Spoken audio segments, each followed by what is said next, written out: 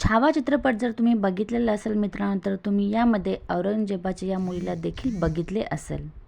औरंगजेबाच्या या मुलीचं नाव होतं झीन तुनिसा. तुम्हाला पिक्चर बघताना, मूवी बघताना तिच्याकडे बघून असं वाटले असेल की हिचं कॅरेक्टर इतकं गोंधळलेलं का आहे.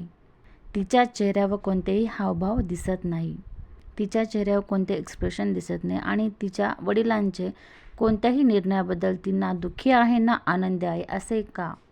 तिच्या मनात या गोष्टींबद्दल कोणताही विचार दिसत नाही. तिचं शांत राहणं मुळात तिचा स्वभाव होता. झीन तुनिसा ही शांत स्वभावाची होती. आजच्या या व्हिडिओमध्ये मित्रांनो आपण बघूया झीन तुनिसाचं पुढे काय झालं आणि ती मराठाच्या दृष्टीने महत्त्वाची का आहे. औरंगजेबाच्या 4 मुली होत्या. जीवनिसा, पहिल्या मुलीचं नाव जेबुनिसा नाव होतं आणि दुसऱ्या मुलीचं जिन्नत उनिसा, तिसऱ्या मुलीचं नाव होतं जुबैदात उनिसा आणि चौथ्या मुलीचं नाव होतं मेहर उनिसा. या चौघींपैकी दोघींबद्दल खूप कमी माहिती उपलब्ध आहे. औरंगजेबाची दुसरी मुलगी जिन्नत उनिसा हिचा जन्म 5 ऑक्टोबर 1643 मध्ये झाला.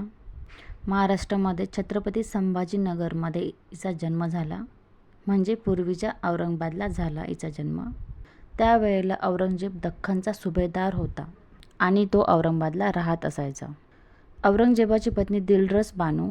औरंगजेबाची मुलगी झीनत उनिसा 40 वर्षापर्यंत दिल्ली आणि दिल्लीच्या आसपास असणाऱ्या परिसरामध्येच राहिली. त्यानंतर 1681 साली औरंगजेब जेव्हा दक्षिणेच्या मोहिमेतून, मोगल काळामध्ये बादशाह बेगम हे पद जे असायचं ते खूप महत्त्वाचं असायचं. औरंगजेबाचं पहिलं बेगम पद त्याच्या बहिणीकडे असायचं, पण त्यांनी नंतर झीनत उनिसाकडे हे बेगम पद दिलं. झीनत उनिसा ही वडिलांच्या शब्दाच्या बाहेर नसायची, त्यामुळे ही बंडखोर नसल्यामुळे औरंगजेबाने ते पद तिला दिलं. त्यामुळे झीनत उनिसा औरंगजेबाच्या मृत्यूपर्यंत बादशाह बेगम या पदावर राहिली.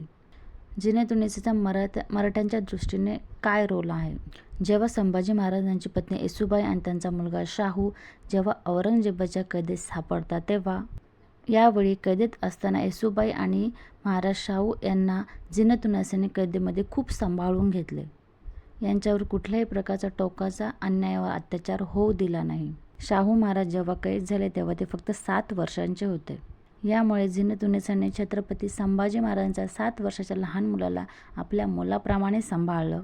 औरंगजेब मात्र अत्यंत क्रूर होता. त्याने अत्यंत क्रूर निर्णय घेतले.